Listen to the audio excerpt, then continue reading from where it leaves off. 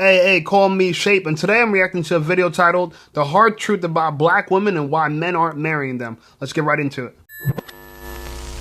I don't need no man. I don't need no man.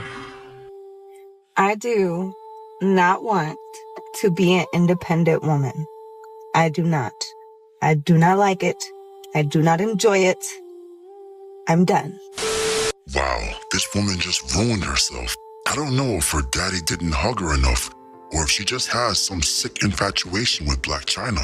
But what a waste of potential. I mean, other than the Caesars of the Black Ink crew, what percentage of men who have the means to take care of her would do so in her current state? This is what a life of vice does to a woman, for she looks like a 27-year-old woman going on 52. This brings us to the question of the video. Are modern Black women ruining their market value and reputation? You said you wanted a dope boy. It don't necessarily have to be that, but You like guys that are in the streets and have a possibility to end in they whole future based off selling drugs? I mean, At one time, we could blame rappers or world star hip-hop for sullying their reputation. But it seems as though modern Black women just told world star and Corrupt to hold my beer. For example. I don't want to live with my husband. I want him to live like down the hall. Yeah, same. And like sleep in separate rooms? Go away. I would turn That's 1950. that side of the house into a dual master. So knock down that wall between those. That's your side. This my side. You can come stay with me whenever. I can come stay with you, whatever. But we have separate spaces, separate bathrooms, separate. You ever had a dream that you It's clear that the representatives of modern Black women in this example are some middle-aged single women with kindergarten intellect. Their ideologies sound like a kid talking to Santa Claus in a Toys R Us commercial.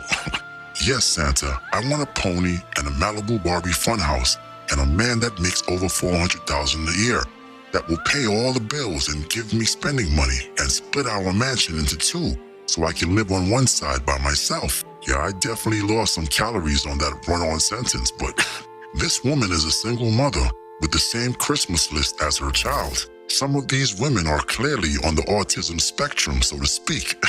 As my uncle, Duke Survey Torchere, used to say, hand the drunk another drink. In other words, give her the means to swim in her own delusion. Now let me leave a disclaimer for the easily triggered individuals unable to have a substantive, nuanced conversation. This is not about all Black women, but really more about their representatives in social media, music, and television. For these women are ruining the brand completely. For example. I wouldn't do it that way, but I would definitely do like a woman cave and a man cave. I And mean, like, sure, you know, but where have are you like sleeping every night? Are Well, you I'll sleeping in I'll the bed sleep with my your man man? 100% Right. every night. But throughout the day, I'm trying to read a Not book. necessary. I'm trying to drink. I'm trying to do the things that I do. I want to play and make up. I don't have time for you coming around here just talking. being Shut around. the fuck up. And I say that I don't want to see him on the weekends. So I usually, we have different schedules. You see that, right? Yeah. This is why a lot of Black men are marrying white women. Because what you talking about? What you talking about?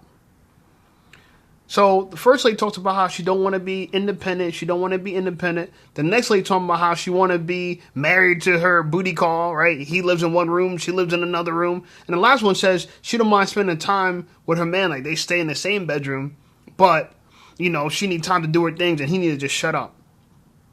None of these choices are good choices of women. None of them. Okay? Do I understand some of their sentiments? Yes, I do. Okay? But listen, why even be together if we can't even come together? That should be the best part of a relationship, spending the night together. For me, when it comes to dating girls, usually our best part is us going to sleep. That's the best part. Right? Sometimes there'll be arguments before bed and that ruins the sleep and then you got to piece it up before you go to bed. You never want to go to bed angry with your spouse or your significant other. But clearly these women, that's exactly what they're doing. So they're like, you know what? If we have separate rooms, we could beef and then won't see each other for a couple days. I'm not having it. Because with all the risks you get from marrying a woman, it ain't worth all that. Whatever she's trying to talk about. I can be there the dog. You go do what you do. Yeah. Look at these menopause approaching women talking about their imaginary husband in their imaginary 10,000 square foot mansion. These adolescent, middle-aged women are the reason why many men don't take modern women seriously. I mean, be honest. Could you really have a deep discussion with women like this? No, because all they are trained to do is consume and exist.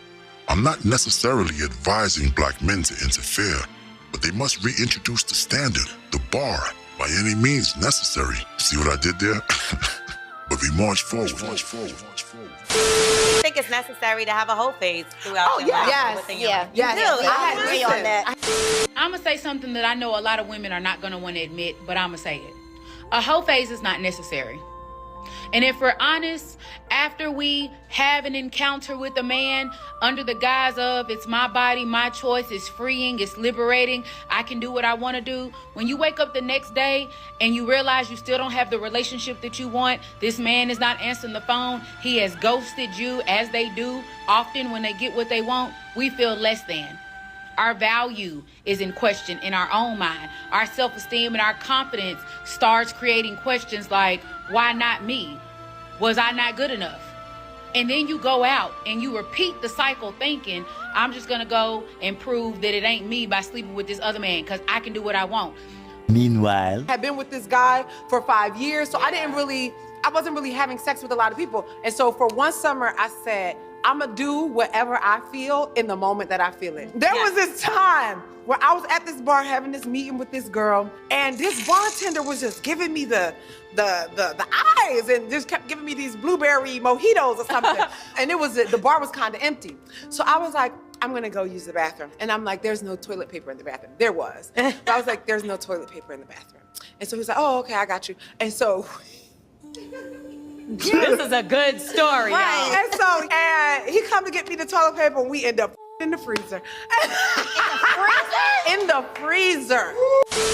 Now look, the next time you hear a modern black woman talk about how black men don't date her seriously, or other races don't date her because of racism, colorism, or their 4C hair, How can you take a girl seriously after she just told a story about how there's a moment in her life where she felt like if she felt it, she's going to just do it, right? And then she talks about a story where this guy meets her the first time and screws her in the freezer. And for her, it's like, oh, I lived life. Did you? He get to clap your cheeks and you lived life? And then you're going to turn around and then talk about, I'm celibate, I'm making all men wait. When you're older, when you're further out the dating market, when you've hit the wall 4 years ago. I don't understand why it's so hard to believe that men don't want this type of woman. No, we don't say that enough. We don't say that enough. That woman that just spoke with the blonde hair, we don't want you. Because not only are you proud of your promiscuity, you think it liberates you. That's the rub. That was the lie. That's the propaganda. None of this shit is true.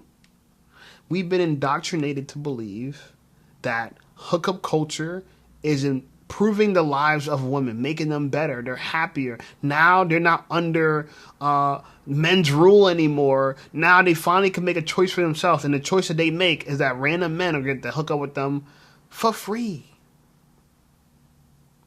You're so concerned about having your own choice in the world, your own agency, being independent, not needing a man.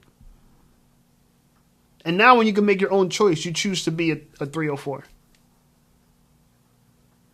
That's freedom to you? Because you get to choose to?